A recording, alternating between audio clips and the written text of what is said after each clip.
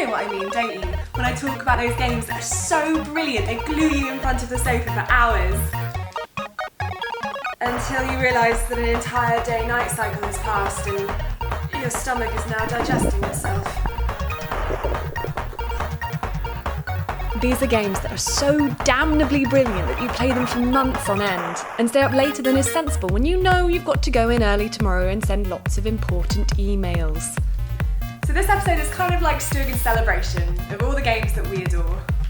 There were loads of them, and curating this list took 20 minutes of frantic arguing over Slack until Simon started spamming the feed with Shia LaBeouf gifs and we all went back to our cabins in a huff.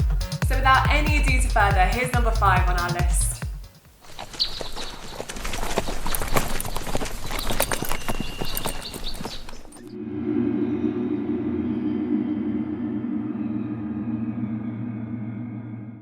Ico looks as good today as it did 14 years ago in 2001.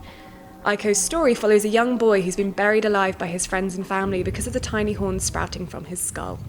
Upon escaping his tomb, he encounters a young girl surrounded by sinister, shadowy creatures who he must lead to safety and protect from harm.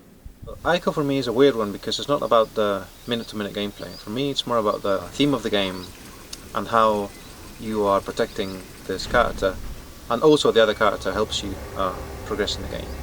The way when you save, you sit down in this sofa and just hold hands and then go to sleep. That makes for a very special game, I think.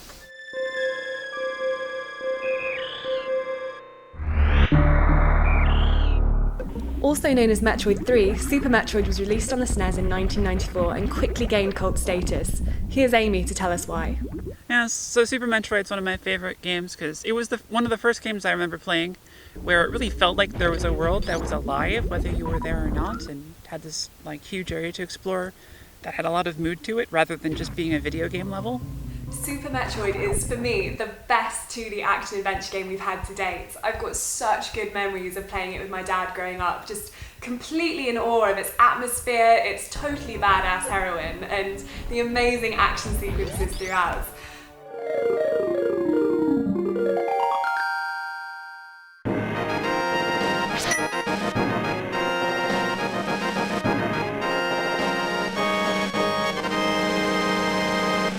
Make no mistake, blood was spilt in working out which Zelda game would make it into our top 5, but Link to the Past made it to the top. It was the third instalment in the Legend of Zelda series, released in 1991 to massive critical and commercial success. And here's Mark to tell us why it got the number 3 spot in our list. I think Zelda Link to the Past is one of the best games ever because it's just such a classic. It's defined so much about video games. I love Ocarina of Time as well, and then I played Link to the Past afterwards and then realised just how much stuff, the music, the locations, the characters were all sort of created in our first game.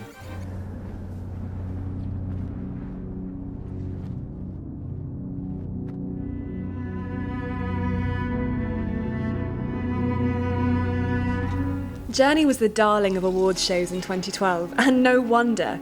Following a single robed figure walking through a vast desert, it quickly became the go-to weapon in the "well, yes, of course video games can be art" debate.